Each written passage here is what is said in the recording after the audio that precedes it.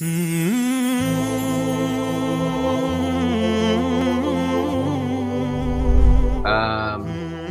Pertama, tadi ada 44% gitu ya perceraian karena grew apart, karena berpisah jarak. Artinya memang ada kerentanan di sana. Tapi kerentanan itu karena apa? Itulah yang penting untuk kita telusuri. Kadang-kadang istri merasa bahwa tak enaklah tanya kegiatan suami, sehingga akhirnya justru masing-masing tumbuh sendiri-sendiri, berkembang sendiri-sendiri. Kemudian yang kedua, karena contoh tadi yang saya sampaikan, istri itu justru tidak betah ketika suaminya pulang. Kenapa? Karena rupanya kegiatan sehari-hari yang dilakukan oleh istri itu jauh dari kegiatan yang dapat membuat dia kalau suaminya datang itu rindu. Melainkan dia setiap hari memiliki agenda jalan-jalan, kongko-kongko, jadi saya lupa istilah mereka itu, rempong, istilahnya rempong. Saya nggak tahu juga rempong dari mana bahasanya.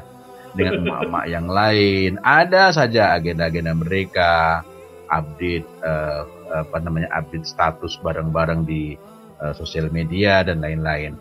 Tapi kembali lagi, itu kan cuma contoh-contoh bentuknya, bahwa ketika ini sudah tidak nyambung, maka akhirnya ketika ketemu pun menjadi berjarak secara psikis.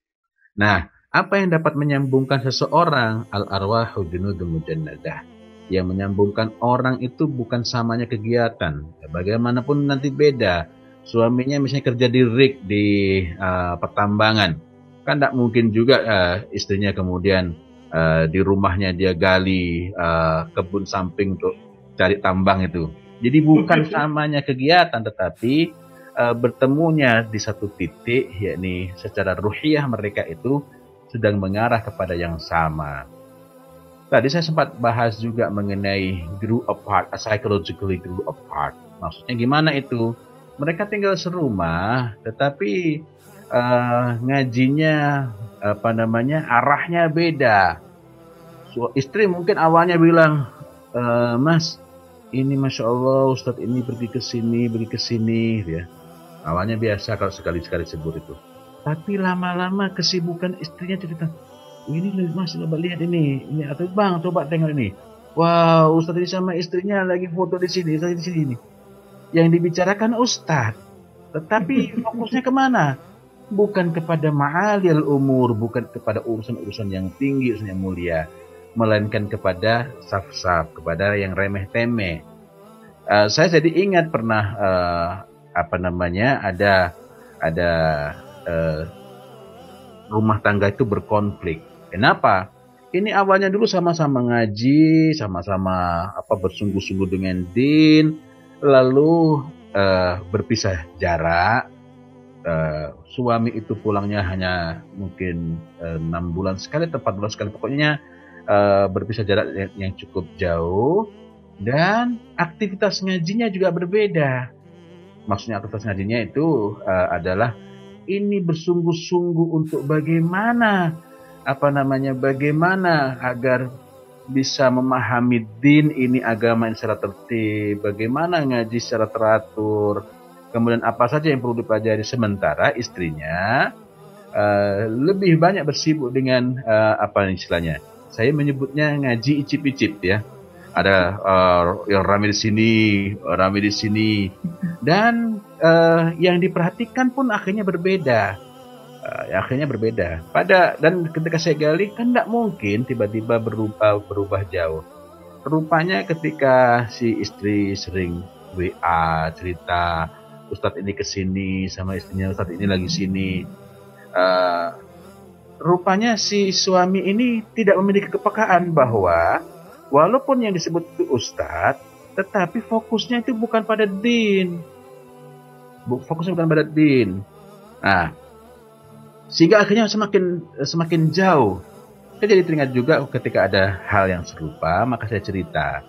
Saya menyatakan bahwa biidznillah saya termasuk jarang bepergian jauh bersama dengan jalan-jalan kemana, walaupun biasanya kalau ada acara-acara yang jauh gitu ya, terutama ke negeri lain, memang biasanya panitia menawarkan untuk agenda jalan-jalan gitu ya. Tapi saya memang biasanya tidak memilih itu, dan saya sampaikan itu pilihan saya. Tetapi yang saya katakan adalah jangan keliru menilai. Ada kalanya seorang ustadz itu pergi kemana, saya tidak mengatakan semuanya, bersama istrinya, itu bukan karena mengagendakan jalan-jalan, tetapi karena diperjalankan. Yakni panitianya itu ingin agar ustadznya ini lebih tenang dalam menyampaikan dakwahnya, diongkosilah dia berdua dengan istrinya. Karena diongkosi berdua, ya foto berdua. Ini saya di luar soal apakah sebaiknya kita menampilkan foto gitu ya, atau tidak. Saya sendiri lebih memilih untuk tidak. Tapi bahwa ada kalanya mereka itu kemana-mana bukan karena mengagendakan untuk jalan-jalan itu gitu. Tapi ala kulli hal bahwa kenapa kemudian terjadi mulai bergeser itu karena orientasinya yang berbeda. Ini tadi kan semuanya hanya sekedar contoh-contoh saja ya, sekedar contoh-contoh saja. Karena itu yang perlu kita yang perlu kita miliki ialah berusaha untuk menumbuhkan kepekaan. Sama-sama berbicara agama, casingnya agama, itu nanti perlu kita cek ini arahnya kepada apa, gitu ya, arahnya kepada apa, yang dimaui apa. Dan itu juga sama, suami berangkat ngasih pengajian, apa yang dibicarakan, ketika pulang apa yang dibicarakan. Kalau misalnya pulang menyampaikan Masya Allah, Alhamdulillah, mudah-mudahan jadi jalan hidayah ini. Kenapa? Ini tadi qadarullah ini banyak yang tersentuh, benar-benar jadi jalan hidayah. Itu berbeda dengan wah ini tadi luar biasa sambutannya ini mereka betul-betul puas ini. Nah, kalau cari kepuasan belajar agama masa puas itu artinya nggak berkembang lagi, itu kan? Ini hanyalah sekedar contoh-contoh saja. Pada pokoknya ialah bagaimana kita peka. Ini arahnya selaras enggak gitu. Wallahu a'lam bishawab.